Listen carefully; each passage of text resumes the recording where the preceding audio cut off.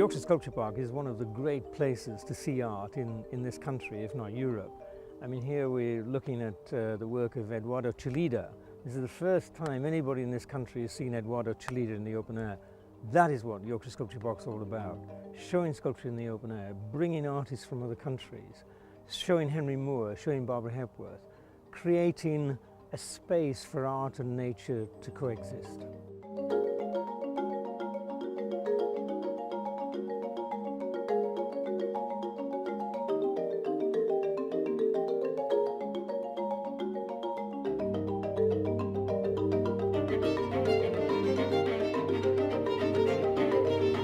We have a very interesting collection. There are some incredibly significant pieces. For example, The Family of Man by Barbara Hepworth. This is the only place in Europe where you can see the complete family together. And then as you move towards the lake, we've got Promenade by Anthony Caro, which is probably the largest sculpture he ever made, I'm not quite sure. But it looks absolutely sensational against the lakeside. We support artists through residencies. You may well have seen Jenny West's project installation in the centre. So we do everything to support sculpture, to support artists, and to provide the public with an opportunity to see art as it's never ever been seen before in this country.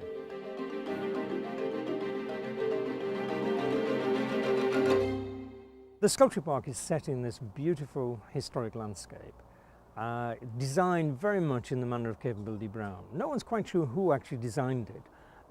It's very much a domestic landscape, and I think that's what makes it such a wonderful setting for sculpture. You know, it's not overpowering for the sculpture.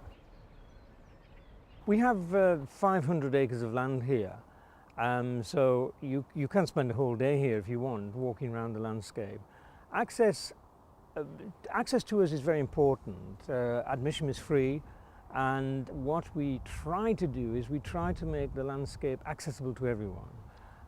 It's not easy because it's a historic landscape, it's an undulating landscape. There are areas which are easy to get round, areas which are more difficult. We have a sculpture trail, the Access Sculpture Trail.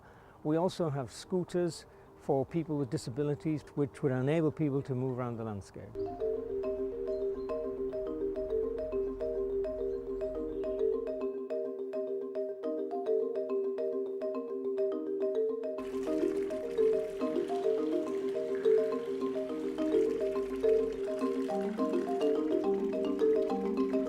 We have a very diverse audience at the Yorkshire Sculpture Park. Many people come here who don't normally go to art galleries. We've generated our own audience. We have 300 to 400,000 visitors every year. Within 1 hour's drive in distance of the Yorkshire Sculpture Park, there's something like a 10 million, 11 million population. So obviously people come from this area, but they come from all over England. They come from Scotland, they come from Wales, they come from Europe. People come from America, Japan. They come from everywhere.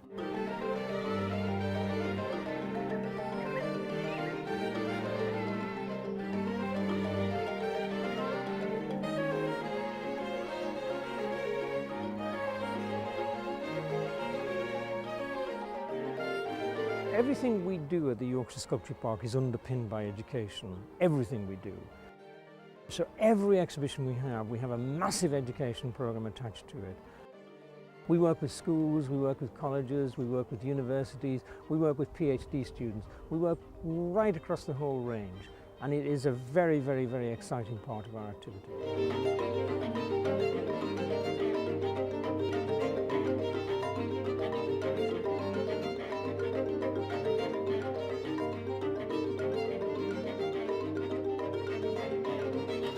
One of the things that's very important when you're curating exhibitions in the open air is to understand the space. When you first enter the Yorkshire Sculpture Park, you come into a fairly rough landscape where we have the Henry Moors, the organic nature of the Henry Moors against the roughness of the landscape.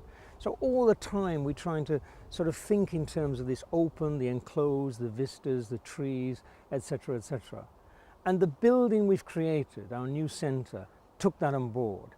That is simply a platform to walk, an enclosed platform where you walk through it, and as you walk through it, you see the landscape. But when you're in the landscape, you're hardly aware of the building. And that's what our new architecture is all about.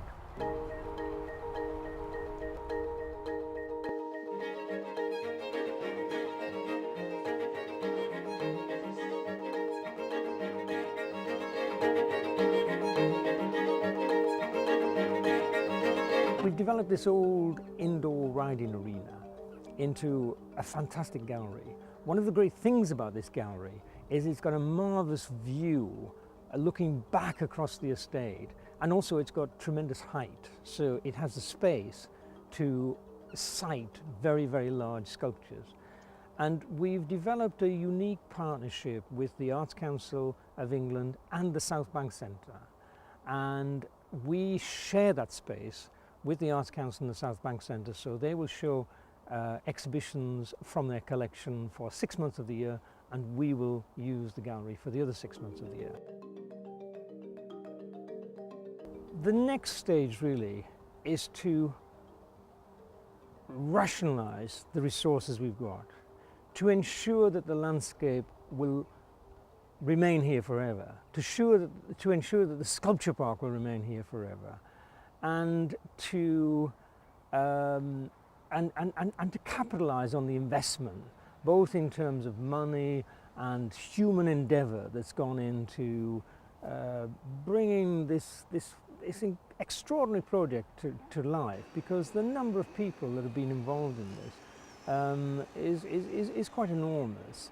The contribution that artists have made is very, very significant, as well as the Yorkshire Sculpture Park staff. But it's an incredibly ambitious and expensive undertaking. And the thing that we need more than anything else is money, not just to name the buildings, not just for capital development, but to keep this wonderful landscape going. To move one piece of sculpture is very, very expensive. To install something like the Borowski or to install something like the Caro is as expensive as putting on an indoor exhibition. And in that sense, the sculpture park is very unique. There's only one sculpture park like this in the whole of Europe, and it certainly is worth investing in.